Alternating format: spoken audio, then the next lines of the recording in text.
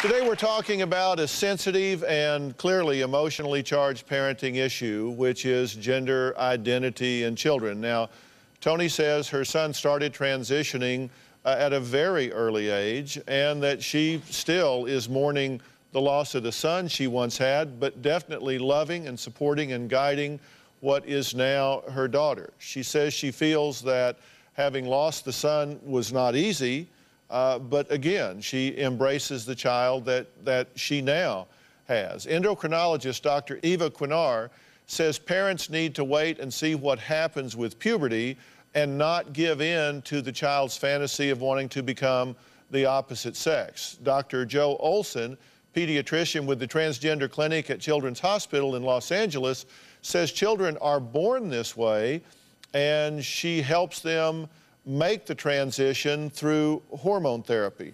Dr. Olson, at what point do you begin that? It's a different process for each child. It's really important to recognize that young people and their families come in very different stages of this process.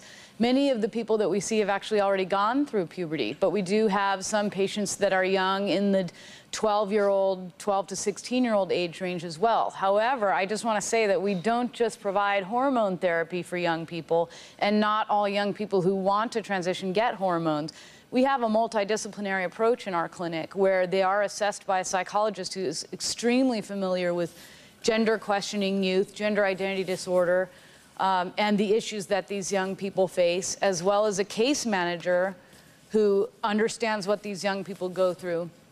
And hormones are not the end-all, the end of that story for every young person. All right, and you work with the family members as well. Absolutely. I mean, it's not just something you do with the child in isolation. Absolutely, and we have many parents who experience the same kind of mourning that Tony's talking about. Dr. Cwynar, do you think there's ever a point that hormone blocking therapy is appropriate? I do. I think that, as everybody mentioned before, there's a spectrum of this transgender, and I do believe as well that gender is a definition between the eyes and not between the legs, and that there are certain chemical phenomena and chromosomal phenomena that occur both in utero and as we develop that makes us appear one sex but actually a different sex.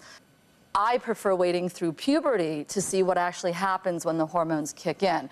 There are situations where you have distress and suicidal ideation because of that fear, but hopefully the family will be there for the child to help them get through that process. So I like to see the whole adolescence be complete, essentially, before I do anything permanent. We'll be right back.